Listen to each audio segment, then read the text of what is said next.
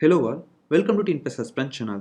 நாம இந்த வீடியோவில் கிளாஸ் 8 சிவிக்ஸில் இருக்க சிட்டிசன்ஸ் அண்ட் சிட்டிசன்ஷிப் அதாவது குடிமக்களும் குடியுரிமையும் இந்த டாபிக் தான் ஃபுல்லுமே பார்க்க போகிறோம். ஸோ ரொம்ப இம்பார்ட்டண்டான டாபிக், ஸ்கிப் பண்ணாமல் ஃபுல் வீடியோவும் பாருங்கள். ஓகே, ஸோ நிறைய பேர் கேட்டிருந்த மாதிரி நான் இங்கிலீஷ் அண்ட் தமிழ் ரெண்டுலேயுமே கமெண்ட் பண்ணி போட்டிருக்கேன். ஸோ ரெண்டு பேருக்குமே யூஸ்ஃபுல்லாக இருக்கும், தமிழ் அண்ட் இங்கிலீஷ் ரெண்டு மீடியமுக்கு யூஸ்ஃபுல்லாக இருக்கும். ஓகே, ஏன்ஷியன்ட் பீரியடில் ஃபர்ஸ்ட் அந்த சிட்டிசன் அப்படிங்கிற வார்த்தையை வந்து எங்கே யூஸ் பண்ணியிருக்காங்கன்னு பார்த்தீங்கன்னா, ஏன்ஷியன்ட் ரோமில் கவர்மெண்ட் வந்து அவங்க சிட்டியில் வாழ்கிற மக்களை குறிக்கிறதுக்காக இந்த சிட்டிசன் அப்படிங்கிற வார்த்தையை வந்து ஃபர்ஸ்ட்டாக யூஸ் பண்ணியிருக்காங்க. இந்த சிட்டிசன்னா யாருன்னு பார்த்தீங்கன்னா, கவர்மெண்ட்டோட உரிமைகளையும் சலுகைகளையும், அதாவது லீகல் ரைட்ஸ் அண்ட் ப்ரிவிலேஜஸ் அதை வந்து யூஸ் பண்ணுறவங்க, அனுபவிக்கிறவங்கள தான் வந்து சிட்டிசன் சொல்லுவோம். அது மட்டும் இல்லாமல் ஒவ்வொரு நாட்டுக்கும் சட்டத்திட்டம் இருக்கும், அதை மதித்து நடக்கிறவங்கள தான் வந்து பர்ஃபெக்ட் சிட்டிசன்ஸ் அப்படின்னு வந்து நம்ம சொல்லுவோம். ஓகே, அதே மாதிரி சிட்டிசன்ஸை ரெண்டு வகையாக பிரிக்கலாம். ஒன்று வந்து பார்த்தீங்கன்னா நேச்சுரல் சிட்டிசன்ஸ், அதாவது அவங்க பிறக்கும் போதே அந்த நாட்டோட சிட்டிசனாக இருக்கவங்க. So natural citizens are the citizens by birth. அடுத்தது பார்த்தீங்கன்னா செகண்ட் டைப் நேச்சுரலைஸ்டு சிட்டிசன்ஸ், அதாவது அவங்க பிறக்கும் போது ஒரு இந்தியாவை எடுத்துக்கோங்க, இங்கே பிறக்கிறாங்க, ஆனால் அவங்க பிறக்கும் போது இந்தியாவோட சிட்டிசனாக இருக்க மாட்டாங்க. அதுக்கப்புறம் அவங்க அப்ளை பண்ணி சிட்டிசன்ஷிப் வந்து வாங்குறாங்க. ஸோ அவங்கள வந்து நேச்சுரலைஸ்டு சிட்டிசன்ஸ்னு சொல்லுவோம். ஓகே, ஸோ இதுதான் ரெண்டு type. Natural citizens are the citizen by birth. Naturalised citizens are the one who acquires citizenship. Okay, அடுத்தது ஒரு டூ யூ நோ ஃபைல் கொடுத்துருக்காங்க, அதையும் பார்த்துக்கோங்க. 1955 இந்தியன் சிட்டிசன்ஷிப் ஆக்ட் வந்து பாஸ் பண்ணுறாங்க. அதன்படி தான் ஒரு மனிதர் வந்து, ஒரு நபர் வந்து எப்படிலாம் சிட்டிசன்ஷிப் வந்து வாங்க முடியும், அவங்களோட சிட்டிசன்ஷிப்பை எப்படி இழக்க முடியும் அப்படிங்கிறது வந்து அந்த ஆக்ட் படி தான் வந்து கொண்டு வந்திருக்காங்க. ஸோ அதை தான் வந்து நம்ம பார்க்க போகிறோம். ஓகே, அக்வைசிஷன் ஆஃப் சிட்டிசன்ஷிப், குடியுரிமையை பெறுதல். இந்த வழிலாம் வந்து குடியுரிமை நம்ம வாங்க முடியும் அப்படின்னு பாருங்கள். இதெல்லாம் வந்து சிட்டிசன்ஷிப் அவங்களுக்கு இல்லை அப்படின்னு சொன்னால் அதை வாங்குறதுக்கான வழிகள் தான் சொல்லியிருக்காங்க, இந்தியாவுக்கு மட்டும் இது. ஓகே, பை பர்த், அதாவது பிறப்பால் குடியுரிமை பெறுதல், அதுதான் வந்து ஃபர்ஸ்ட் வழி. A person born in India on or after 26 January 1915. So இந்த 26 January 1950 தான் வந்து பார்த்தீங்கன்னா கான்ஸ்டியூஷன் வந்து எனாக்ட் பண்ண வருஷம், அதாவது நடைமுறைக்கு கொண்டு வந்த வருஷம். அதை தான் நம்ம ரிப்பப்ளிக் டேவாக கொண்டாடுறோம். ஸோ அந்த டேட்டை ஞாபகம் வச்சுக்கோங்க. அந்த அன்னைக்கு அல்லது அதுக்கப்புறம் பிறந்திருக்கணும், பட் பிஃபோர் 1 July 1987, அந்த வருஷத்துக்கு முன்னாடி. ஸோ இந்த இடைப்பட்ட காலத்தில் இருக்காங்க இல்லையா, அவங்க வந்து இந்தியாவில் பிறந்திருந்தாவே வந்து அவங்களுக்கு வந்து சிட்டிசன்ஷிப் கிடைக்கும். ஸோ அந்த ரெண்டு டேட்டையும் பார்த்துக்கோங்க. 26 January 1950, 1 July 1987. ஸோ இந்த ரெண்டு டேட்டையும் நல்லா ஞாபகம் வச்சுக்கோங்க. அடுத்தது, ஸோ இதுக்கிடையில் வந்து அவங்க பிறந்திருந்தாவே போதும், அவங்க அப்பா அம்மா வந்து இந்தியாவோட சிட்டிசனாக இருக்கணும் அப்படிங்கிறது வந்து முக்கியம் இல்லை, அவங்க வந்து இந்தியாவில் பிறந்திருந்தாவே போதும். ரெண்டாவது வழி என்னன்னு பார்த்தீங்கன்னா, a person born in India on or after 1 July 1987. So அங்கே வந்து 1987 July 1 வந்து முடிஞ்சது இல்லையா, இங்கே வந்து அங்கே ஆரம்பிக்குது. அதுக்கப்புறம் அவங்க பிறந்திருக்கலாம், ஆனால் அவங்க பேரண்ட்ஸில் யாராச்சும் ஒருத்தர் வந்து இந்தியாவோட சிட்டிசனாக இருக்கணும், அப்போ தான் வந்து குடியுரிமை கிடைக்கும். ஸோ அதில் வந்து பேரண்ட்ஸ் வந்து இந்தியாவோட சிட்டிசனாக இருக்கணுங்கிற அவசியம் கிடையாது. ஆனால் இதில் வந்து செகண்ட் ரூலில் அவங்க பேரண்ட்ஸ் வந்து யாராச்சும் ஒருத்தர் வந்து இந்தியாவோட சிட்டிசனாக இருக்கணும், 1987க்கு அப்புறம் பிறந்தவங்களுக்கு. தேர்ட் ரூல் என்னன்னு பார்த்தீங்கன்னா, those born in India on or after 3rd December 2004 are considered citizens of India or one of whose parents is a citizen of India and other is not an illegal migrant. Third rule என்னன்னு பார்த்தீங்கன்னா, 3rd December 2004க்கு அப்புறம் பிறந்த குழந்தைகள் இருக்காங்க இல்லையா, அவங்கள யாராச்சும் பேரண்ட்ஸில் யாராச்சும் ஒருத்தர் வந்து இந்தியாவோட சிட்டிசனாக இருக்கணும், இன்னொருத்தர் இல்லீகலாக இங்கே வந்தவங்களா இருக்கக்கூடாது. ஸோ அதான் வந்து தேர்ட் ரூல். ஃபர்ஸ்ட் வந்து அந்த டேட்டுக்குள்ளே பிறந்தவங்களா இருக்கணும். செகண்ட் வந்து யாராச்சும் ஒரு பேரண்ட் வந்து சிட்டிசனாக இருக்கணும். தேர்ட் ரூல் வந்து 2004க்கு அப்புறம் பிறந்த குழந்தைங்களோட பேரண்ட்டில் ஒருத்தர் வந்து சிட்டிசனாக இருக்கணும், இன்னொருத்தர் வந்து இல்லீகல் இமிக்ரெண்ட்டாக, அதாவது வந்து பெர்மிஷன் இல்லாமல் இங்கே இந்தியாவுக்குள்ளே வந்தவங்களா இருக்கக்கூடாது. ஸோ இதுதான் வந்து பை பர்த் வந்து 3 ரூல் கொடுத்துருக்காங்க. அடுத்தது பை டெசன்ட், வம்சாவளியில் குடியுரிமை பெறுதல். A person born outside on or after 26 January 1950 but before 10 December 1992 is a citizen of India by descent if his father was a citizen of India at that time of birth.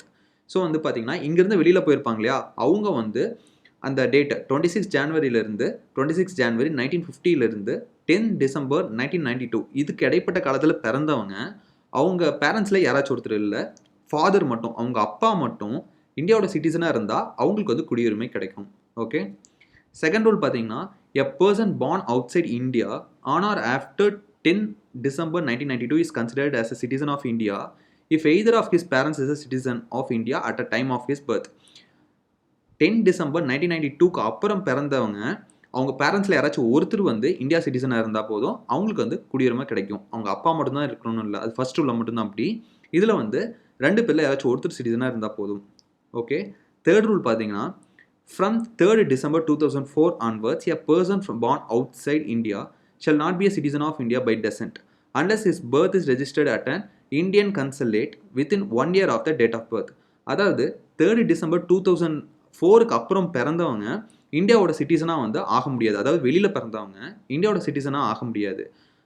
அதில் ஒரே ஒரு இது மட்டும் என்னென்னு பார்த்தீங்கன்னா, அந்த பிறந்து ஒரு வருஷத்துக்குள்ளே இந்தியாவில் வந்து ரெஜிஸ்டர் பண்ணியிருந்தால் மட்டும்தான் வந்து அவங்களால இங்கே குடியுரிமை பெற முடியும். ஸோ இதுதான் பார்த்தீங்கன்னா இந்த வம்சாவளியால் குடியுரிமை பெறுதலோட 3 வழிகள். பை டெசன்ட் அந்த 3 ரூல் வந்து இதுதான். ஓகே. அடுத்தது வந்து பார்த்தீங்கன்னா by registration. A person of an Indian origin who is ordinarily resident in any country or place outside undivided India. India வம்சாவளியை சார்ந்த ஒரு நபர் எந்த ஒரு நாட்டில் வசித்தாலும் அல்லது பிரிக்கப்படாத இந்தியாவிற்கு வெளிப்பகுதியில் வசிப்பராக இருந்தாலும் பதிவு செய்தலின் மூலம் குடியுரிமையை பெறலாம். ஸோ இது பை ரெஜிஸ்ட்ரேஷன் பார்த்தீங்கன்னா, இதுக்கு முன்னாடி வந்து பை டெசன்ட் அவங்க அப்பா அம்மா இருக்கிறது சிட்டிசன்ஷிப் இருந்துச்சுன்னா அதை வச்சு அவங்க பையனுக்கு வந்து பையனோ பொண்ணுக்கோ வந்து கிடைக்கும். இது வந்து வெளியில் பிறந்திருந்து அவங்க அப்பா அம்மா இல்லைன்னா கூட இங்கே வந்து கொஞ்சம் வருஷம் தங்கியிருந்து ரெஜிஸ்டர் பண்ணால் அவங்களுக்கு கிடைக்கும். இதுதான் வந்து பை ரெஜிஸ்ட்ரேஷன். ஸோ அதுக்கு தான் 3 ரூல் கொடுத்துருக்காங்க. செகண்ட் பாயிண்ட் என்னன்னு பார்த்தீங்கன்னா, a person of Indian origin who is ordinary resident in India for 7 years before making an application for registration. அதாவது அவங்க ரெஜிஸ்டர் பண்ணுறாங்க இல்லையா, அதுக்கு முன்னாடி 7 வருஷம் இந்தியாவில் வந்து அவங்க தங்கியிருக்கணும். இந்த ஆதாரத்தோட 7 வருஷம் தங்கியிருக்கணும். அந்த ஆதாரத்தோட அவங்க ரெஜிஸ்டர் பண்ணால் அவங்களுக்கு வந்து சிட்டிசன்ஷிப் கிடைக்கும். நல்லா பார்த்துக்கோங்க, 7 years. தேர்ட் ரூல் பார்த்தீங்கன்னா, a person who is married to a citizen of India and is ordinary resident in India for 7 years before making an application for registration. Third rule என்னன்னு பார்த்தீங்கன்னா, வெளிநாட்டை சேர்ந்தவங்க ஒருத்தவங்க இந்தியா சேர்ந்த ஒரு நபரை கல்யாணம் பண்ணி இந்தியாவில் 7 வருஷம் தங்கியிருந்து அந்த ஆதாரத்தோட அவங்க வந்து ரெஜிஸ்டர் பண்ணால் அவங்களுக்கு சிட்டிசன்ஷிப் கிடைக்கும். ஓகே. இதுதான் பை ரெஜிஸ்ட்ரேஷன், பதிவு செய்தல் மூலம் குடியுரிமை பெறுதல். அடுத்தது பை நேச்சுரலைசேஷன், இயல்பு குடியுரிமை. The central government may on an application grant a certificate of naturalization to any person. அதுக்கான 4 ரூல் கொடுத்துருக்காங்க. If he is not a citizen of any country where citizen of India are prevented from becoming subjects or citizen of that country. இதில் first rule என்னன்னு பார்த்தீங்கன்னா, அவங்க ஏதாவது ஒரு நாட்டிலிருந்து வந்தாலும் அவங்களுக்கு வந்து சிட்டிசன்ஷிப் கிடைக்கும். ஆனால் அந்த நாட்டில் வந்து இந்தியர்கள் வந்து குடியுரிமை பெறக்கு தடை செய்யப்படாத ஒரு பகுதியாக இருக்கணும். இப்போ பாருங்கள், இங்கே ஒரு எக்ஸாம்பிள் கொண்டு வச்சுக்கலாம். இங்கேருந்து பாகிஸ்தானுக்கு போய் குடியுரிமை வாங்க முடியாது, இந்தியர்களுக்கு குடியுரிமை இல்லைன்னு சொல்கிறாங்கன்னா அந்த நாட்டிலிருந்தும் யாரையும் வந்து இங்கே வந்து குடியுரிமை வாங்க முடியாது. அதுதான் வந்து first rule. Second, a citizen of any country renounce the citizen of that country. அதாவது ஒரு வெளிநாட்டு குடியுரிமையை ஒருவர் துறக்கும் பட்சத்தில் அவருக்கு இயல்பு குடியுரிமை வழங்கப்படுகிறது. அதாவது வேற ஒரு நாட்டோட குடியுரிமையை அவங்களே வந்து எனக்கு வேணாம் அப்படின்னு சொல்லி வாலண்டியர் கொடுத்துட்டு இங்கே வந்தாங்கன்னா அவங்களுக்கு வந்து சிட்டிசன்ஷிப் கிடைக்கும். He has either resident in India or been in the service of a government in India or throughout the period of 12 months. அவங்க வந்து இந்த கவர்மெண்ட்டோட வேலைகளில் ஒரு 12 மாதம், அதாவது கிட்டத்தட்ட ஒரு வருஷம் வந்து இங்கே இருந்தாங்கன்னா அவங்களுக்கு வந்து நேச்சுரலைசேஷன் அந்த இது மூலியமாக வந்து சிட்டிசன்ஷிப் கிடைக்கிறதுக்கு வாய்ப்பு இருக்குது. ஸோ ஃபோர்த் ரூல் என்னன்னு பார்த்தீங்கன்னா, he is a good character and has an adequate knowledge of a language specified in the 8th schedule of the constitution. நம்ம 8th ஷெடியூல் இருக்கு இல்லையா, அதில் வந்து மொத்தம் 22 லாங்குவேஜ் இருக்குது. அஃபிஷியல் லாங்குவேஜாக 22 லாங்குவேஜ் இருக்குது. அந்த லாங்குவேஜஸில் ஒருத்தருக்கு வந்து நல்ல தகுதி இருக்குது, அவங்க பேச தெரியும் அப்படின்னா அவங்களுக்கு வந்து ஈஸியாக வந்து சிட்டிசன்ஷிப் கிடைக்கிறதுக்கு வாய்ப்பு இருக்குது. எந்த லாங்குவேஜ் வேணால் பேசலாம் அப்படின்னு இல்லை, அந்த 22 லாங்குவேஜ் மட்டும் தெரிஞ்சிருக்கணும், அவங்க நாலேஜ் இருக்கணும் அதில். ஓகே. அடுத்தது பை இன்கார்பரேஷன் ஆஃப் டெரிட்டரி, பிரதேசங்களை இணைத்தல் மூலம் பெரும் குடியுரிமை. இது ஒன்றும் இல்லை, இப்போ வந்து ஏதாச்சும் ஒரு இந்தியா வந்து பங்களாதேஷில் வந்து ஒரு குட்டி ஒரு இடத்த வந்து நம்ம ஆக்கிரமிப்பு செய்கிறோன்னு வச்சுக்கோங்க. ஆக்கிரமிப்பு செஞ்சு அதை வந்து நம்ம இந்தியாவோட சேர்த்துடுறோம். அப்போது அந்த டெரிட்டரியில் இருக்க மக்களும் வந்து ஆட்டோமேட்டிக்காக இந்தியாவோட சிட்டிசன்ஷிப் ஆயிடுவாங்க. அதுக்கு முன்னாடி பங்களாதேஷோட சிட்டிசனாக இருப்பாங்க. இப்போது இந்தியா வந்து அந்த இடத்த பிடிச்சி அது இந்தியாவோட இணைச்சிருச்சுன்னா அந்த மக்களும் வந்து இந்தியாவோட சிட்டிசன்ஸ் ஆவாங்க.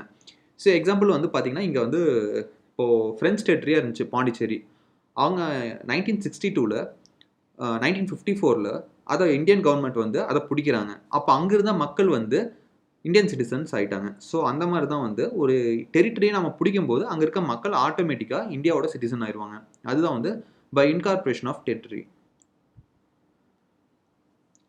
ஸோ இப்போ வந்து இதுக்கு முன்னாடி எப்படிலாம் சிட்டிசன்ஷிப் வாங்க முடியும் அப்படின்னு பார்த்தோம். அதே மாதிரி இழக்கறதுக்கான வழிகள், ஒருத்தர் வந்து அவங்க குடியுரிமையை இழக்கறதுக்கான வழிகள் என்னென்னு பார்க்கலாம். மொத்தம் 3 இருக்குது. அதில் ஃபர்ஸ்ட் என்னென்னு பார்த்தீங்கன்னா ரெனன்சியேஷன். ஸோ அதுக்கு முன்னாடி இந்த சிட்டிசன்ஷிப் பற்றி நம்ம கான்ஸ்டியூஷனில் எந்த ஆர்டிக்கல் கொடுத்துருக்காங்கன்னு பார்த்தீங்கன்னா ஆர்டிக்கல் 5 to 11 பார்ட் 2ல் ஆர்டிக்கல் 5 to 11ல் தான் வந்து பார்த்தீங்கன்னா இந்த சிட்டிசன்ஷிப் பற்றின ப்ரொவிஷன்ஸ் வந்து கொடுத்துருக்காங்க. ஓகே, ஃபர்ஸ்ட் பார்த்தீங்கன்னா ரெனன்சியேஷன், அதாவது குடியுரிமையை துரத்தல். when a person after acquiring the citizen of another country gives up his or her Indian citizenship. So ஒருத்தர் வந்து இப்போ இந்தியன் சிட்டிசனாக இருக்கார் ஒருத்தர், அவர் வந்து லண்டனில் போய் செட்டில் ஆகிறாரு. அப்போ வந்து அங்கே சிட்டிசன்ஷிப் வாங்கும்போது ஆட்டோமேட்டிக்காக நம்ம இந்தியன் சிட்டிசன்ஷிப் வந்து கேன்சல் ஆயிரும். ஸோ இதுதான் வந்து ரெனன்சியேஷன். இது வந்து ஒரு வாலண்டரி ஆக்ட், அதாவது தானாக முன் வந்து குடியுரிமையை துரத்தல். இது வந்து ரெனன்சியேஷன் சொல்லுவோம். அடுத்தது பார்த்தீங்கன்னா termination takes place by operation of law. When an Indian citizen voluntarily acquires the citizenship of other country, he or she automatically ceases to be an Indian citizen. So அதே மாதிரி தான் இதுவும் டெர்மினேஷன். என்னன்னு பார்த்தீங்கன்னா முதல்ல வந்து எனக்கு வேண்டாம் அப்படின்னு சொல்லி கொடுத்துட்டு இன்னொரு கண்ட்ரியோட சிட்டிசன்ஷிப் வாங்குறது. இது என்னன்னு பார்த்தீங்கன்னா இன்னொரு கண்ட்ரியோட சிட்டிசன்ஷிப் வாங்கினா ஆட்டோமேட்டிக்காக இங்கே டெர்மினேட் ஆயிரும். ஸோ அது வந்து ஆட்டோமேட்டிக் பை லா. அந்த லா படி என்னென்னா இன்னொரு கண்ட்ரியோட சிட்டிசன் ஆயிட்டாங்கன்னா அவங்களோட இந்தியன் சிட்டிசன்ஷிப் கேன்சல் ஆயிரும் ஆட்டோமேட்டிக்காக. அடுத்தது பார்த்தீங்கன்னா deprivation is a compulsory termination. The citizenship is deprived on the basis of an order of the government of India in cases involving acquisition of Indian citizenship by fraud, false representation or being disloyal to the constitution. அதாவது ஏதாவது ஒரு forgery பண்ணி ஏதாவது ஒரு மோசடி மூலியமாக தவறான முறையில் லீகலாக இல்லாமல் சிட்டிசன்ஷிப் வாங்கினாங்கன்னா அவங்களோடது இது தெரிஞ்சு கோர்ட்டுக்கு போச்சுன்னா அது வந்து ஆட்டோமேட்டிக்காக இவங்களோட சிட்டிசன்ஷிப் வந்து டெர்மினேட் ஆயிரும். ஸோ இதுதான் வந்து கட்டாயமாக முடிவுக்கு வருதல் அப்படிங்கிறது சொல்லுவாங்க டிப்ரிவேஷன். ஓகே, ஸோ இதுதான் வந்து 3. ஃபர்ஸ்ட் என்னன்னு பார்த்தோம், அதாவது இன்னொரு கண்ட்ரியோட சிட்டிசன்ஷிப் வாங்குறதுக்காக இந்த சிட்டிசன்ஷிப்பை கேன்சல் பண்ணிட்டு போகிறது. அடுத்தது டெர்மினேஷன், இன்னொரு கண்ட்ரியோட சிட்டிசன்ஷிப் வாங்கினாங்கன்னா இது ஆட்டோமேட்டிக்காக டெர்மினேட் ஆயிரும். ஸோ வந்து இது ஆப்ரேஷன் ஆஃப் லா. அடுத்தது டெப்ரிவேஷன் அப்படின்னா என்னென்னு பார்த்தீங்கன்னா ஃபோர்ஜரி பண்ணி சிட்டிசன்ஷிப் வாங்கியிருந்தாங்கன்னா அது கேன்சல் ஆகும். இதுதான் வந்து டெப்ரிவேஷன். ஸோ இதுதான் 3 aspects of loss of citizenship. இது 3 ரூல்ஸ். ஓகே, அடுத்தது பார்த்தீங்கன்னா சிங்கிள் சிட்டிசன்ஷிப். நம்ம இந்தியாவில் இருக்கிறது வந்து பார்த்தீங்கன்னா சிங்கிள் சிட்டிசன். அதாவது இப்போ வந்து மொத்தம் வந்து பார்த்தீங்கன்னா இப்போ ஒரு 28 ஸ்டேட் இருக்குது இந்தியாவில். ஸோ ஜம்மு அண்ட் காஷ்மீர் எடுத்துட்டாங்க. அதுக்கு முன்னாடி 29 இருந்துச்சு, இப்போ 28 இருக்கும். இப்போ அந்த 28 ஸ்டேட்ஸில் எந்த ஸ்டேட்டுக்கு வேணாலும் நீங்கள் எப்போ வேணாலும் போயிட்டு வரலாம். இடையில வந்து எந்த ஒரு பாஸ்போர்ட்டு எதுக்கும் கேட்க மாட்டாங்க. ஏன்னா பார்த்தீங்கன்னா இந்தியாவுக்கு ஃபுல்லுமே ஒரே சிட்டிசன்ஷிப், ஒரே ஒரு நமக்கு சிட்டிசன்ஷிப் தான் இருக்குது, குடியுரிமை தான் இருக்குது. ஆனால் யூஎஸ்ஏ பார்த்தீங்கன்னா யுனைடெட் ஸ்டேட்ஸ் ஆஃப் அமெரிக்கா, அங்கே பார்த்தீங்கன்னா உங்களுக்கு வந்து ஒவ்வொரு ஸ்டேட்டுக்கும் தனித்தனியாக பாஸ்போர்ட் இருக்கும். அங்கே 2 பாஸ்போர்ட் இருக்குது. ஸ்டேட்டுக்கு தனியாக பாஸ்போர்ட் இருக்கும், அமெரிக்காவுக்கு தனியாக வந்து ஒரு பாஸ்போர்ட் இருக்கும், டபுள் பாஸ்போர்ட் இருக்கும். ஸோ டியூயல் சிட்டிசன்ஷிப் இருக்கும். ஆனால் இந்தியாவை பொறுத்த வரைக்கும் ஒரே சிட்டிசன்ஷிப் தான். இந்தியா ஃபுல்லுமே வந்து நீங்கள் எங்கே வேணாலும் எப்போ வேணாலும் போகலாம். ஸோ அந்த மாதிரி ஒரு ஃப்ரீடம் வந்து நமக்கு இருக்குது. ஸோ இதை தான் வந்து சிங்கிள் சிட்டிசன்ஷிப் அப்படின்னு சொல்கிறாங்க. So overseas citizenship of India, அதாவது வெளிநாடு வாழ் இந்தியர்களுக்கான குடியுரிமை, இதுதான் வந்து சொல்கிறாங்க. அதுக்கு 3 வகையில் இருக்குது. ஃபர்ஸ்ட் நம்ம நிறைய கேள்விப்பட்டிருப்போம், என்ஆர்ஐ அப்படின்னு சொல்லுவாங்க, நான் ரெசிடென்ட் இந்தியன். அதாவது அவங்க வெளிநாட்டில் வேலை செஞ்சுட்டு இருப்பாங்க, அவங்க வந்து இந்தியாவோட சிட்டிசனாக தான் இருப்பாங்க, அவங்க பாஸ்போர்ட் வச்சுருப்பாங்க இந்தியன் சிட்டிசன்ஷிப், அது வந்து அவங்க விட்டுருக்க மாட்டாங்க. ஸோ அந்த வகையில் இருக்கவங்கள என்ஆர்ஐ அப்படின்னு சொல்லுவாங்க. அடுத்தது BIO, person on Indian origin. A person whose any ancestors was an Indian national and who is presently holding another country's citizenship, the PIO scheme was resident in. அதாவது ஒன்றும் இல்லை, அதாவது ஒரு பர்சன் ஆன் இந்தியன் ஆரிஜின்னா அவங்க வந்து India வம்சாவளியில் வந்திருப்பாங்க. ஆனால் அவங்களுக்கு வந்து இந்தியா சிட்டிசன்ஷிப் வந்து இருக்காது, அவங்களுக்கு வேறு நாட்டோட சிட்டிசன்ஷிப் தான் வச்சுருந்துருப்பாங்க. ஸோ அதுதான் வந்து PIO, persons on Indian origin அப்படின்னு சொல்லுவாங்க. அடுத்தது overseas citizen of India card holder. It is an immigration status permitting a foreign citizen of Indian origin to live and work in the Republic of India indefinitely. There are no voting rights for an OCI and card holder. இந்த Overseas citizen of India அப்படின்னு யாரை சொல்லுவாங்கன்னு பார்த்தீங்கன்னா, அவங்களோட குடும்பத்தில் யாராச்சும் வந்து ஒருத்தர் இந்தியன் சிட்டிசனாக இருந்து வெளிநாட்டில் போய் செட்டிலாக இருப்பாங்க. அவங்களோட பசங்க வந்து இங்கே வந்து ஒர்க் பண்ணுறக்கு அவங்களுக்கு வந்து பெர்மிஷன் கொடுப்பாங்க, அவங்களுக்கு ஒரு முன்னுரிமை கொடுப்பாங்க. அதுதான் வந்து ஓவர்சீஸ் சிட்டிசன் ஆஃப் இந்தியா அப்படின்னு சொல்லுவாங்க. ஆனால் அவங்களுக்கு வந்து ஓட்டிங் ரைட்ஸ் வந்து கிடைக்காது, ஏன்னா அவங்க வந்து இந்தியன் சிட்டிசனுக்கு வந்து கிடையாது. ஸோ இந்த வகை வந்து ஓவர்சீஸ் சிட்டிசன் ஆஃப் இந்தியா, அதாவது ஓசிஐ அப்படின்னு சொல்லுவாங்க. ஸோ இதுதான் வந்து 3 வகையான சிட்டிசன்ஷிப். ஸோ இது வந்து கம்ப்ளீட்டாக நம்ம இந்தியன் சிட்டிசன்ஷிப்லேருந்து மாறுபட்டிருக்கும். என்ஆர்ஐ கிட்டத்தட்ட இதாக தான் இருக்கும். வந்து அவங்க வந்து இந்தியன் சிட்டிசனாக தான் இருப்பாங்க, வெளிநாட்டில் போய் வேலை செஞ்சுட்டு இருப்பாங்க, அவ்வளோதான். ஓகே. ஆனால் மற்ற ரெண்டும் கொஞ்சம் வித்தியாசமாக இருக்கும். அதே மாதிரி பார்த்தீங்கன்னா rights and duties of citizen, இந்திய குடிமக்களின் உரிமைகளும் கடமைகளும். பார்த்தீங்கன்னா நம்ம ஒவ்வொரு குடிமகனுக்கும் வந்து ஒவ்வொரு கடமை இருக்குது, அதை வந்து சர்டன் பிரின்சிபல்ஸ் இருக்குது. அதை வந்து என்னென்னு பார்த்தீங்கன்னா ஃபண்டமெண்டல் ரைட்ஸ், அடிப்படை உரிமைகள், right to vote in the election to the Lok Sabha and the state legislature. So அவங்களுக்கு இது வந்து உரிமைகள் தான் கொடுத்துருக்காங்க, 4 உரிமைகள் கொடுத்துருக்காங்க. ஃபர்ஸ்ட் என்னென்னு பார்த்தீங்கன்னா அடிப்படை உரிமைகள், அதில் வந்து 6 உரிமைகள் இருக்கும். அது வந்து யாருனாலையும் மறுக்க முடியாது, எந்த ஒரு குடிமகனுக்கும் அந்த 6 உரிமைகளில் எந்த உரிமையும் மறுக்க முடியாது. அடுத்தது ஓட்டுரிமை, அவங்க வந்து லோக்சபா எலெக்ஷன்லையும் ஸ்டேட் லெஜிஸ்லேச்சரையும் யார் வேணாலும், இந்த சிட்டிசனாக இருக்காங்க யார் வேணாலும் ஓட்டு போடலாம். அடுத்தது right to hold certain public offices, அதாவது கவர்மெண்ட் வேலை இவங்களுக்கு இருக்குது இவங்களுக்கு கிடையாது அப்படின்னு சொல்லிட்டு யாரையும் ரிஜெக்ட் பண்ணக்கூடாது, எல்லாத்துக்கும் அந்தந்த கவர்மெண்ட் வேலைக்கு போகிறதுக்கு உரிமை இருக்குது. அடுத்தது right to become the member of parliament and state legislature, அதே மாதிரி எல்லாத்துக்கும் பார்லிமெண்ட்டோட மெம்பராகவும் ஆகிறதுக்கு, ஸ்டேட் லெஜிஸ்லேட்டர் எம்எல்ஏ ஆகிறதுக்கும் வந்து உரிமை இருக்குது. ஸோ இதெல்லாம் வந்து பேசிக் ரைட்ஸ். இதெல்லாம் எல்லா குடிமகனுக்கும் உரித்தான உரிமை, இது யாருக்கும் மறுக்கக்கூடாது. According to 42nd Amendment of our Constitution, a set of fundamental duties are prescribed for all citizens. So இந்த ஃபண்டமெண்டல் ரைட்ஸ் இருக்க மாதிரி ஃபண்டமெண்டல் டியூட்டின்னு சொல்லிட்டு 11 டியூட்டி இருக்குது, 51A இருக்கும். ஓகே, அந்த ஆர்டிக்கல், அதாவது சரத்து 51A வந்து 11 டியூட்டி கொடுத்துருப்பாங்க. எப்படி தான் ரைட்ஸ் வந்து அடிப்படை உரிமையோ அவங்களுக்கு மறுக்க முடியாதோ, அதே மாதிரி கண்டிப்பாக இந்த டியூட்டிஸ்லாம் செய்யணும் சிட்டிசன். அதை கம்பல்சரி டியூட்டி கிடையாது, அது ஒரு எப்படி சொல்கிறது, ஒரு பேசிக்காக அதை சொல்கிற மாதிரி, அது கம்பல்சரி கிடையாது. ஆனால் அந்த மாதிரி 11 டியூட்டி வந்து கொடுத்துருப்பாங்க. இதெல்லாம் வந்து எல்லா மக்களுக்கும் வந்து செய்யணும் அப்படிங்கிற மாதிரி. ஓகே, அதாவது இந்தியர்கள் அல்லாமல் இருக்கவங்கள 2 வகையாக பிரிக்கலாம். ஒன்று வந்து ஏலியன், இன்னொன்று வந்து இமிக்ரெண்ட். ஏலியன் யாரை சொல்லுவோன்னு பார்த்தீங்கன்னா, வெளிநாட்டிலேருந்து இங்கே வந்து ஒரு டூருக்கு வந்திருக்காங்கன்னு வச்சுக்கோங்க. இப்போ எப்படி நாம் எப்படி இங்கேருந்து ஒரு பக்கத்தில் தாய்லாந்து போகிறோம், சைனா போகிறோம், அந்த மாதிரி வந்து டூர் போகிறோம் இல்லையா, அது மாதிரி வெளிநாட்டிலேருந்து இங்கே வந்து டூருக்கு வந்தவங்கள, இல்லைனா ஸ்டூடெண்ட்டாக படிக்கிறதுக்கு வந்தவங்கள ஏலியன் அப்படின்னு நம்ம சொல்லுவோம். அடுத்தது பார்த்தீங்கன்னா இமிக்ரெண்ட். இது என்னன்னு பார்த்தீங்கன்னா refers to an alien who was been granted the right to reside and work permanently without restriction in a particular country. So student and tourist பார்த்தீங்கன்னா வெளிநாட்டிலேருந்து வந்துட்டு படிச்சுட்டு போயிடுவாங்க, அதனால நம்ம ஏலியன் சொல்கிறோம். இமிக்ரெண்ட்னா யாருன்னு பார்த்தீங்கன்னா அவங்களுக்கு இங்கே வந்து ஒர்க் பண்ணுறாங்க, பெர்மனண்ட்டாக அவங்களுக்கு வந்து இங்கே பெர்மிஷன் இருக்குது, தங்கி வேலை செய்யறதுக்கு பெர்மிஷன் இருக்குன்னா அவங்கள வந்து நம்ம இமிக்ரெண்ட் அப்படின்னு சொல்லுவோம். இதுதான் ஏலியனுக்கும் இமிக்ரெண்ட்டுக்கும் இருக்க வித்தியாசம். ஸோ அடுத்தது பார்த்தீங்கன்னா குளோபல் சிட்டிசன்ஷிப். இந்த குளோபல் சிட்டிசன்ஷிப்புங்கிறது வேற ஒன்றும் இல்லை. ஸோ இது வந்து ஒரு தியரி தான், இது வந்து நம்ம நடைமுறையில் இல்லை. குளோபல் சிட்டிசன்னா சிட்டிசன்ஷிப்னா என்னென்னு பார்த்தீங்கன்னா, இப்போ ஒவ்வொரு கண்ட்ரிக்கும் ஒவ்வொரு பார்டர் இருக்குது, அந்த பார்டருக்குள்ளே இருக்கவங்களுக்கு மட்டும் ஒவ்வொரு நாட்டோட சிட்டிசன்ஷிப் வந்து இருக்கு இல்லையா, அதெல்லாம் எடுத்துட்டு வேர்ல்டு ஃபுல்லுமே யார் வேணாலும் எங்கே வேணாலும் போகலாம் அப்படிங்கிற ஒரு தியரி தான் வந்து இந்த குளோபல் சிட்டிசன்ஷிப் அப்படின்னு சொல்லிட்டு கொடுத்துருக்காங்க. ஸோ இது வந்து நடைமுறைக்கு வாய்ப்பே கிடையாது. ஏன்னா உங்களுக்கே தெரியும், இவ்வளோ செக்கிங் இவ்வளோ இது இருக்கும் போதே வந்து கடத்தல் நிறையா நடக்குது, டெரரிசம் நிறையா இருக்குது, பாம்பெல்லாம் கொண்டு வராங்க, கன்னெல்லாம் கொண்டு வராங்க. ஸோ இதை எடுத்துட்டா வந்து ரொம்பவே இப்போ நிறையா நாட்டுக்குள்ளே பிரச்சனை வரும் கண்டிப்பாக. அதனால இது வந்து ஜஸ்ட் ஒரு தியரி. குளோபல் சிட்டிசன்னா என்னென்னு ஞாபகம் வச்சுக்கோங்க, வேர்ல்டு ஃபுல்லாக வந்து எந்த பேரியர்ஸும் இல்லாமல் யார் வேணாலும் எங்கே வேணாலும் போகலாம், எந்த ஒரு செக்கிங்கும் இல்லாமல், அப்படிங்கிறது தான் வந்து குளோபல் சிட்டிசன்ஷிப், அதோட அந்த தியரி. ஓகே,